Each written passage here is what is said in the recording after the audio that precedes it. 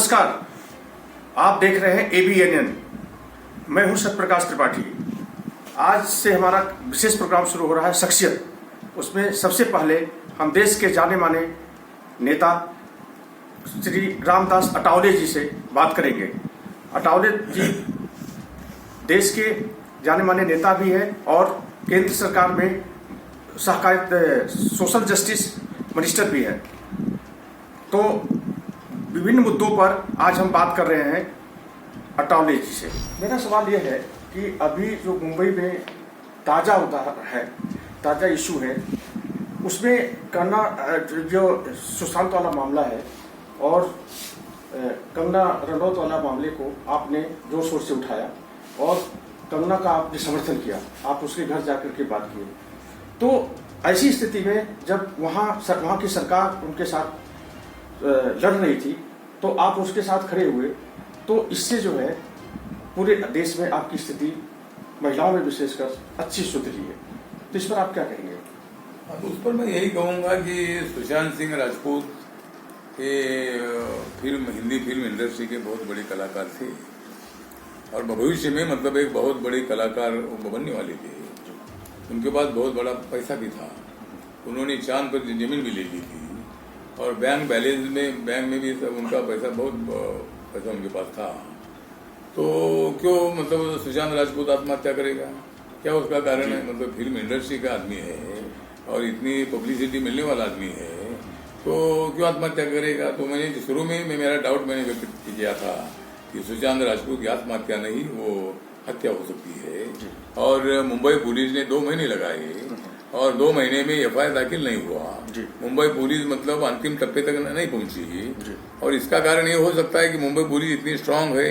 Mumbai police अगर कोई किसी का मर्डर होता है तो 24 घंटे में आरोपी को अरेस्ट करके जेल में भेजते हैं। तो ये केस में इतनी डिटेलाई की क्यों? मतलब क्यों मुंबई पुलिस इसके संबंध में विचार नहीं कर रही थी? तो उसके साथ साथ जो दिशा सालियन जो है वो उनकी मैनेजर थी सुशांत राजपूत की, और 8 जून को जब उनके घर में पार्टी थी तो पार्टी में ऐसा मालूम हमें हो रहा है कि भाई वहाँ उनकी जो मास्टर बेडरूम थी, उसी मास्टर बेडरूम में उनके ऊपर अत्याचार हुआ और अत्याचार करके मतलब उनको ऊपर से फेंका गया और यहाँ पार्टी चल रही थी। तो मुझे लगता है कि वो आत्महत्या क्यों करेगी? आत्महत्या करने का मतलब ही नहीं। और जब वो बॉडी नीचे में मिली तब मुंबई पुलिस ने जो वहाँ का पुलिस स्टेशन है, ये पुलिस स्टेशन ने मतलब इसमें कोई न कोई शंका व्यक्त करने की आवश्यकता थी। क्या उन्होंने चिट्ठी ले लिखी एक आत्महत्या की और उनके घर में पार्टी है और वो कैसे आत्महत्या कर सकती है? तो इसके पीछे कोई राज हो सकता है। ये विचार पुलिस ने करके वहाँ उन्होंने 302 की केस लगाने की आवश्यकता थी, लेकिन मुंबई पुलिस ने ऐसा नहीं किया है। अभी मेरी मांग ये है कि सुशांत राजपूत का मर्डर और दिशा का जो मर्डर है, ये दोनों कुछ कनेक्टेड ऐसा विषय है। और मतलब जिन लोगों ने दिशा का मर्डर किया है, उन्हीं लोगों ने मतलब सुशांत राजपूत का मर्डर किया होगा, इसी तरह का डाउट हमको है। तो अभी हमारी मांग ये है कि जिस तरह अभी सुशांत राजपूत के केस की CBI द्वारा इंक्वायरी हो रही है, तो दिशा सालियन की भी जो इंक्वायरी है, ये इंक्वायरी CBI द्वारा होनी चाहिए। उसके लिए मैं अमित भाई शाह जी को मैं पत्र लिखने वाला हूँ और इसकी जो इंक्वायरी है, ये इंक्वायरी CBI द्वारा होनी चाहिए। इसी तरह की हमारी मांग है। नहीं सर, इसमें जो लोग सुशांत के फेवर में खड़े हुए, जैसे कंगना रनौत खड़ी हुई, तो उनके ऑफिस को गिरा दिया गया और उसके बाद जो है वहाँ सरकार जो है उनके बदले की भावना से काम करने लगी। इस पर दोनों में विवाद हो गया। आप उसके साथ खड़े हुए, उसके घर गए, तो इससे जो है एक इमेज गई है कि आप हमेशा ऐसे लोगों के साथ खड़े हो रहे हैं जो सताए जा रहे हैं। तो आप क्या मानना है कि इसने वहाँ की सरकार ने इनके साथ गलत किया? मुझे लगता है कि जिस तरह कंगना के ऊपर भी अन्याय हुआ है, कंगना मतलब कई 5-6 महीना उधर मनाली में थी लॉकडाउन में अभी, लेकिन उन्होंने वहाँ से जब सुशांत राजपूत की हत्या हुई उसके बाद उन्होंने मतलब वो तो आत्महत्या करके पुलिस ने उसको निपटा दिया और कंगना रनौत जी ने मतलब उसके बारे में सत्य स्थिति लोगों के सामने लाई। जो ड्रग का मामला है वो भी उन्होंने सामने लाया। उसके बाद एनसीबी ने उसकी पूरी इंक्वायरी की और उसमें रिया चक्रवर्ती जो सुशांत की गर्लफ्रेंड थी, तो उन्होंने भी मतलब सब कबूल कर दिया कि मैं भी ड्रग लेती थी, मेरा भाई ड्रग लाता था, कौन कौन स्मगलर थे, कौन था, उसकी जानकारी उन्होंने एनसीबी को दी। और इसके लिए उसको रिया को, उनके भाई को और 5-6 लोगों को एनसीबी ने अरेस्ट कर दिया है। तो मुझे लगता है कि इस केस में कंगना रनौत जी ने बहुत अच्छी भूमिका ले ली थी। और जब उन्होंने मुंबई आने का तय किया तब शिवसेना ने भूमिका ली कि हम इनको इधर आने नहीं देंगे, हम उनका मुंह तोड़ देंगे, हम ये हरामखोर है, ये नौटी है। इसी तरह की बयानबाजी करने के बाद मैंने ये निर्णय ले लिया कि कुछ मुद्दों से मैं भी उनके साथ सहमत नहीं हूँ, क्योंकि मुंबई ये पाक व्याप्त कश्मीर बन गई है। इसी तरह की भूमिका उन्होंने रखी थी, उससे मैं सहमत नहीं था। लेकिन एक महिला है और एक महिला को धमकी दी जा रही है। मुंबई किसी की अकेली की जागीर नहीं है, ये सबकी मुंबई है। कंगना मुंबईकर है, मैं मुंबईकर हूँ, संजय राउत मुंबईकर है, सभी मुंबईकर है।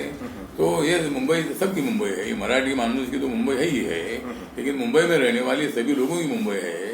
और बाला साहब ठाकरे बोलते थे कि मुंबई में रहने वाला हर एक आदमी मुंबईकर है। और कंगना रनौत जी ने मुझे, जब मेरी 1 घंटा उनके साथ बात हुई, तब उन्होंने मुझे बताया कि मतलब मेरा सूट उगाने का काम मतलब इस सरकार ने किया है। मुंबई बीएमसी जो की सत्ता ये शिवसेना के हाथ में है। और मैं आने के बाद मुझे नोटिस देने की आवश्यकता थी, मैं कोर्ट में जाती थी, स्टे लाती थी। तो मैंने इतना कि क्या मतलब गलत मैंने किया था। तो अचानक मतलब मेरा इतना ऑफिस मैंने मेरी पूरी कमाई मैंने डाल दी थी, तो मतलब मेरा ऑफिस तोड़ दिया, मेरा बदला ले लिया। तो इसी तरह मतलब मैंने स्टैंड लेने का कारण यही था कि एक महिला है, बाबा साहब अम्बेडकर जी ने हिंदू कोड बिल पार्लियामेंट में लाया था, पंडित जवाहरलाल नेहरू जी जब प्रधानमंत्री थे। और जब वो हिंदू कोड बिल महिलाओं के लिए था, तो बाबा साहब अम्बेडकर जी ने जब ये हिंदू कोड बिल पार्लियामेंट ने रिफ्यूज कर दिया ना, तो बाबा साहब अम्बेडकर जी ने लॉ मिनिस्टर पद का इस्तीफा दे दिया था। तो इसीलिए महिलाओं के बारे में हम आदर रखते हैं। कोई वो किसी भी जाति की महिला हो, तो कंगना तो एक बड़ी अभिनेत्री है, बहुत एक्टिव है, बहुत होशियार भी है, बहुत स्टडीड भी है। तो मतलब उनको जब धमकी दी गई थी, तो मैंने ये निर्णय लिया कि कंगना मुंबई अगर आएगी तो कंगना का पूरा संरक्षण किया जाएगा और हम डट कर मतलब उनका संरक्षण करेंगे। साहब, आपका मानना है कि आप फुल्ली कॉन्फिडेंट हैं कि राजपूत की हत्या हुई है, संदेहास्पद हुई है, और उसके मैनेजर की हत्या हुई है। वो कौन सा राज है जो शिवसेना छिपाना चाहती है, और क्या उनका इन्वॉल्वमेंट है कोई आपकी नजर में? नहीं, शिवसेना कुछ छिपाना चाहती है ऐसा कुछ मुझे मालूम नहीं है। लेकिन ये जो है मतलब ये दोनों भी मर्डर है, लेकिन ये आत्महत्या करके उसको उधर ही स्टॉप कर दिया है। मुंबई पुलिस एक अच्छी पुलिसिंग देती है वहाँ पे, और एक बॉडी जब वहाँ से रिकवर होती है तो उसकी कई बार छानबीन की जाती है। यहाँ तो शुरू से आरोप लगा है कि इसकी हत्या हो रही है, फिर भी कई चीजों में लैक ऑफ कोऑर्डिनेशन दिखा गया है और जांच में कमियां दिखी है। इस पे आपका क्या कहना है? हाँ, तो इसमें मेरा कहना यह है कि जांच में बहुत बड़ी कमियां है। मुंबई पुलिस ने जिन्होंने इंक्वायरी सही नहीं की उनको तो सस्पेंड करना चाहिए, और जिन लोगों ने इसी तरह की बॉडी मिलने के बाद उनकी पूरी जांच करने की आवश्यकता थी, लेकिन उन्होंने आत्महत्या की। ये इसको कैसा मालूम हुआ? अगर कोई चिट्ठी मिलती थी तो हम समझ सकते हैं, लेकिन ऐसी कोई चिट्ठी नहीं है। और एकदम अचानक इसकी आत्महत्या ऐसा समझकर पुलिस ने उसको उधर स्टॉप कर दिया। इसका मतलब मुझे लगता है कि सरकार का दबाव पुलिस पर है, और सरकार के इशारे पर पुलिस नाच रही है। सरकार के इशारे पर नाचेगी तो किसको न्याय नहीं मिलेगा। और पुलिस बोलती है कि कंप्लेंट करनी चाहिए, कंप्लेंट का कौन करेगा? कौन कंप्लेंट करेगा? कंप्लेंट करने का विषय नहीं है। अगर बॉडी आपको मिली है तो उस बॉडी को मतलब ठीक ढंग से उसकी जांच करने की जिम्मेदारी पुलिस को होती है, उसका पोस्टमार्टम होता है, इसमें क्या क्या हुआ इसकी जानकारी मिलती है। तो इसके तरफ पुलिस ने बिल्कुल ध्यान नहीं दिया है। इसलिए मतलब मुंबई पुलिस बहुत बड़ी एक्टिव होने के बावजूद भी मुंबई पुलिस पर हमारा विश्वास नहीं है। सर, अपना एक सवाल ये है कि जिसमें आप देख रहे होंगे कि अभी तक ये खबरें आती रही हैं कि बॉलीवुड, मुंबई का बॉलीवुड जो है अपराधियों की गिरफ्त में रहा। अब कहा जा रहा है कि ड्रग्स की गिरफ्त में है, और इसमें 2 बड़े जो अभिनेता हैं वो जया जी हैं और उसके बाद जय किशन हैं। ये सब आपस में लड़ाई कर रहे हैं कि ये थाली में वो किया जा रहा है, सुराग किया जा रहा है। इस पर आपका क्या कहना है? नहीं, तो मुझे लगता है कि जो रवि किशन जी ने लोकसभा में जो बात रखी, तो लोकसभा के मेंबर है गोरखपुर से बीजेपी के, और उन्होंने मतलब फिल्म इंडस्ट्री में ड्रग का बहुत बड़ा मामला चलता है, ये उन्होंने बताया, सत्य चित्र उन्होंने बताया। उस पर माननीय जया बच्चन जी, अमिताभ बच्चन जी की पत्नी भी है, बहुत बड़ी वो अभिनेत्री भी है, तो उन्होंने मतलब उसको क्रॉस किया कि जिस थाली में खाता है वो उधर छेद करता है। तो इसी तरह की भूमिका उन्होंने रखी और फिल्म इंडस्ट्री को रवि किशन बदनाम कर रहे हैं, इसी तरह की भूमिका उन्होंने रखी। बाद में जया प्रदा ने भी रवि किशन को सपोर्ट किया और भी कई कलाकारों ने सपोर्ट किया। तो आप लोग का जो सवाल है कि फिल्म इंडस्ट्री जो है, पहले ग्यांगवार वालों के लोगों के साथ उनके पैसे जो बहुत सारी फिल्में निकलती थी, जब दाऊद, छोटा राजन, जब मुंबई में जब उनका हलचल था, जब उनका बोलबाला था, लेकिन अभी कई सालों से ना दाऊद इधर है ना छोटा राजन इधर है। तो इसीलिए मुझे लगता है कि अभी ड्रग में अभी जिस तरह जानकारी सामने आ रही है, एनसीबी के माध्यम से जो इंक्वायरी हो रही है, तो उसमें ये ध्यान में आ रहा है कि फिल्म इंडस्ट्री को ड्रग ने घेर लिया है और बहुत सारा स्मगलिंग उधर ये ड्रग का हो रहा है और उसको स्टॉप करना चाहिए। और सरकार के तरफ से भी मतलब ऐसी कोशिश होनी चाहिए कि भाई ड्रग उधर नहीं आना चाहिए। और ये फिल्म इंडस्ट्री में नहीं, जो अपने बड़े बड़े घर के जो बच्चे हैं, जो स्कूल जाते कॉलेज जाते हैं, तो कॉलेज में जाने वाले लड़के लड़कियां भी मतलब ड्रग लेती है, कोकीन लेती है। इसी तरह मतलब इसका प्रसार बहुत ज्यादा है, लेकिन फिल्म इंडस्ट्री में सबसे ज्यादा नजर आ रहा है। और फिल्म इंडस्ट्री में जो ये बढ़ता जा रहा है जो ड्रग का मामला, तो जो लोग उसके लिए जिम्मेदार है, जो स्मगलर है, जो इसके लिए जिम्मेदार है, उनको अरेस्ट करके उनके ऊपर कठोर कार्रवाई होनी चाहिए। जी, सवाल ये भी है कि जैसे आपने जब गंगा का मामला उठाया, सुशांत का मामला उठाया, तो आप वैसे भी देश भर में लोकप्रिय हैं, इधर नॉर्थ इंडिया में सबसे ज्यादा लोकप्रिय हो गए हैं। तो चुनाव होने जा रहा है बिहार में, आप एक राजनीतिक पार्टी भी चलाते हैं, तो क्या वहां भी चुनाव लड़ाएंगे बिहार में भी? बिहार में थोड़ा हम कोशिश ये करेंगे कि बिहार में तो हमारी बहुत बड़ी पार्टी नहीं, लेकिन मेरी पार्टी बिहार में है, हर जिले में मेरे कार्यकर्ता उधर है। तो अभी मेरी कोशिश ये रहेगी कि बीजेपी और नीतीश कुमार का जेडीयू जो है, रामविलास पासवान जी की लोक जनशक्ति पार्टी भी है, तो अगर हमको कुछ 4-5 सीटें मिलती है तो हम उनके साथ अलायंस करेंगे। और अगर आरपीआई को कुछ सीटें नहीं मिलती है तो कुछ सीटों पर हम चुनाव लड़ेंगे, क्योंकि मेरी पार्टी हर्षल पार्टी है और बाकी की जगह पर एनडीए को सपोर्ट करेंगे। बीजेपी और नीतीश कुमार जी की अलायंस को मतलब एनडीए को सपोर्ट करेंगे। तो मतलब कोई पॉलिटिकली बिहार के इलेक्शन को सामने रखकर कोई हमने कंगना को सपोर्ट किया या सुशांत राजपूत के केस में हमने कोई ध्यान दिया, ऐसा बिल्कुल नहीं है। मैं सुशांत राजपूत के पिताजी को, उनके बहन को मैं मिलकर आया हूँ और इसी तरह मतलब मैंने मेरा कर्तव्य मैंने उनको भी बताया कि हमें पूरा डाउट है कि भाई हत्या ही है। उनके पिताजी ने भी बोला कि मेरा लड़का क्यों आत्महत्या करेगा, उन्होंने कभी हमको ऐसा बोला नहीं था, कभी ऐसा पत्र नहीं लिखा था, कभी फोन पर बात नहीं हुई थी, क्यों आत्महत्या करेगा वो, इसीलिए उनकी हत्या ही है, ये भी उनके पिताजी ने हमको बताया। तो मैंने भी शुरू से इस संबंध में सीबीआई की मांग मैंने की थी कि भाई मुंबई पुलिस बहुत स्लो आगे जा रही है, कोई मतलब उसमें आउटपुट नहीं निकल रहा है, इसीलिए सीबीआई के पास इंक्वायरी होनी चाहिए।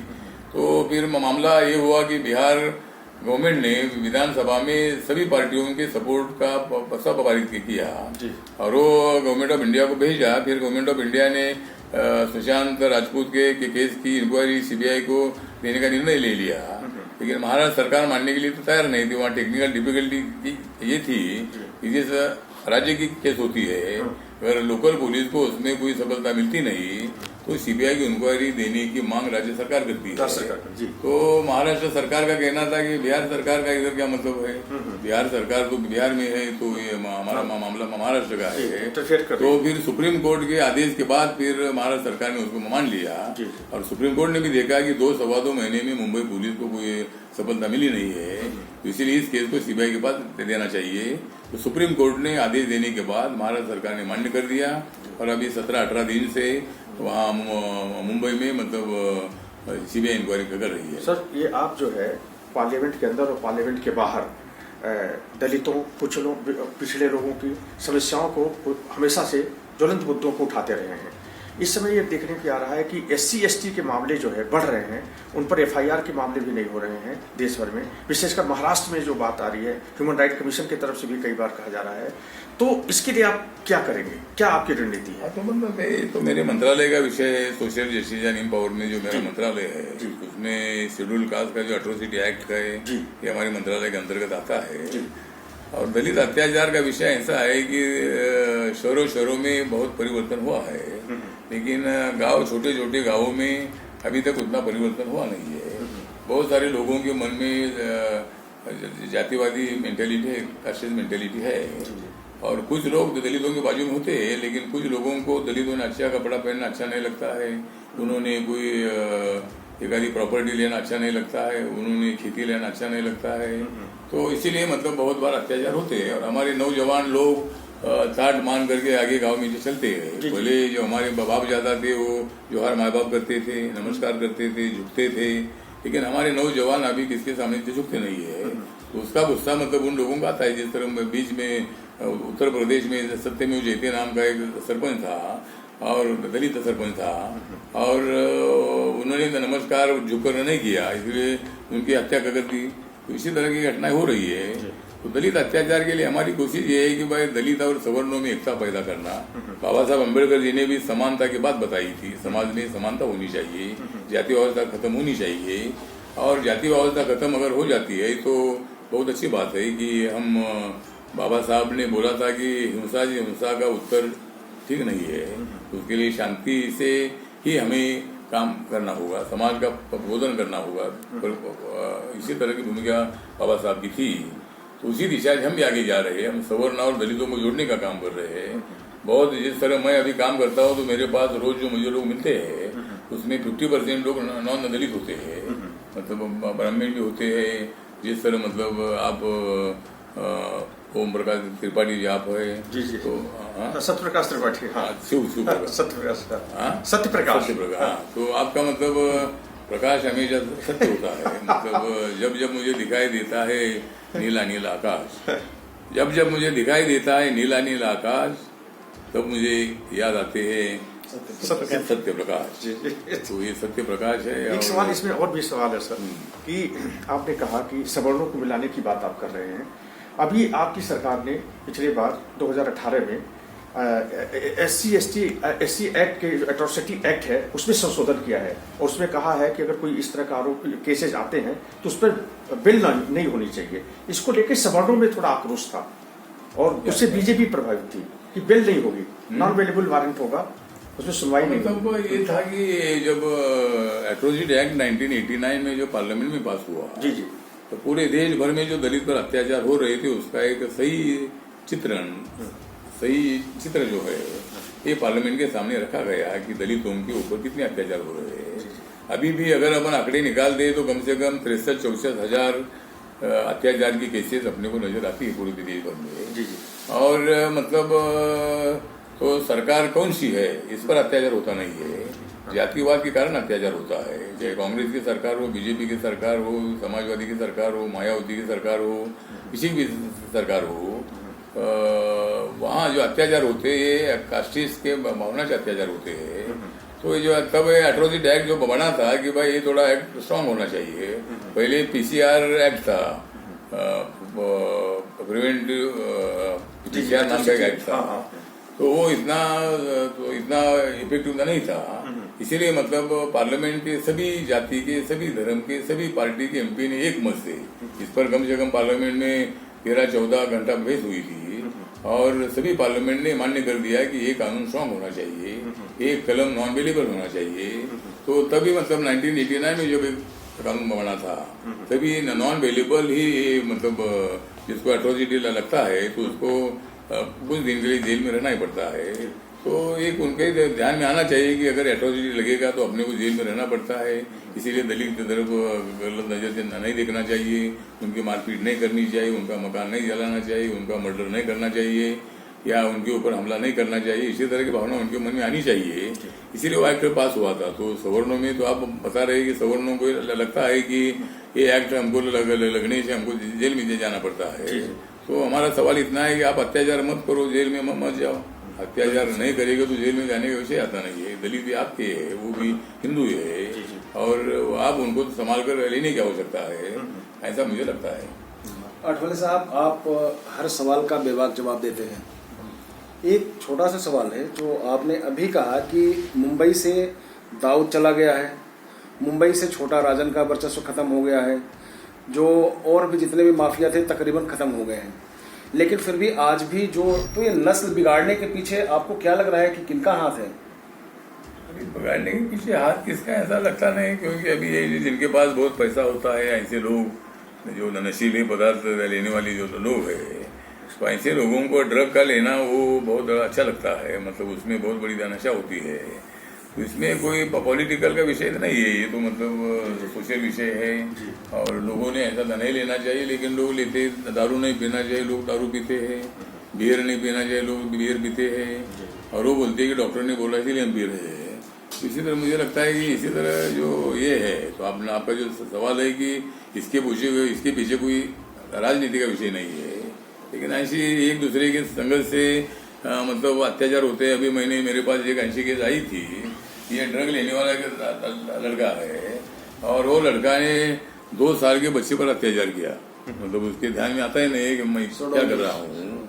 और एक झोपड़पट्टी में, सूर्यनगर नाम की झोपड़पट्टी हुई बिक्रोली में, तो वहाँ मतलब एक आदमी ने इसी तरह किया। तो इसीलिए मुझे लगता है कि ड्रग के पीछे ये पैसा जिसके पास ज्यादा है, ऐसे लोग उसका यूज करते हैं, लेकिन उसके ऊपर पूरी बैन लगाएंगे, उसका स्मगलिंग रोक देंगे, तो मुझे लगता है कि ये जो ड्रग है ये यहाँ से चला जाएगा। कंगना रनौत से आपको काफी पॉपुलैरिटी मिल चुकी है वैसे, तो कंगना को जो आपने सपोर्ट किया, क्या किसी चुनाव के मुद्दे को लेकर सपोर्ट किया, या चूंकि एक अबला होने के नाते सपोर्ट किया उसने? मैंने उनको अबला होने के नाते सपोर्ट किया। चुनाव तो मेरी पार्टी कोई बिहार में कोई सत्ता पर आने वाली पार्टी ही नहीं है, और मैं ज़्यादा राजनीतिक विचार नहीं करता हूँ, मैं सोशल एंगल से विचार में करता हूँ। और बाबा साहब अम्बेडकर जी ने बताया कि कोई भी अबला हो, उनके ऊपर अत्याचार होता है तो उनको तो सपोर्ट करो, और उनके कई मुद्दों के साथ में सहमत नहीं होने के बावजूद भी मैंने डिडरिंग करके मैंने तो सपोर्ट किया है, क्योंकि ये जो हमारा SC/ST का जो रिजर्वेशन है, तो हमारे लोगों का मानना ऐसा होता है कि SC/ST के आरक्षण को धक्का ना लगाकर बाकी के लोगों को आरक्षण दे दीजिए, जो 50% बचा है उसमें जी आप दे दीजिए, लेकिन हमारे आरक्षण को तो धक्का मत लगाओ। लेकिन कंगना ने एक बार कुछ ऐसा मुद्दा रखा था कि आर्थिक बेस पर ही आरक्षण दीजिए, मतलब सबको। तो एक हमारा समाज ये पसंद नहीं करता, और ये ऐसा होने वाला भी नहीं, क्योंकि इंडियन कॉन्स्टिट्यूशन में वो SC/ST का और OBC का रिजर्वेशन है। अभी 10% रिजर्वेशन सवर्णों को भी मिला है, बाकी अभी 40% जो जनरल सीट है वो तो सबके लिए है ही है। तो इसी तरह मुझे लगता है कि कंगना को मैंने सपोर्ट करने का कारण इतना ही है, तो अबला थी, वो मुंबई में 16 साल से रह रही थी, और उनको यहाँ कोई प्रोटेक्शन देने के लिए तैयार नहीं थे। शिवसेना उनको धमकी दे रही थी, और इसीलिए मैंने उनको सपोर्ट करने का निर्णय मैंने लिया था। बहुत बहुत धन्यवाद आपको, आपने सारे सवालों का जवाब दिया। ये थे केंद्रीय मंत्री रामदास अठावले जी। इन्होंने बेबाक टिप्पणी की, सारे सवाल पूछे गए, विभिन्न मुद्दों पर सवाल पूछे गए। अब शख्सियत के तहत अगले हफ्ते फिर किसी नए शख्सियत से मुलाकात होगी। तब तक के लिए धन्यवाद।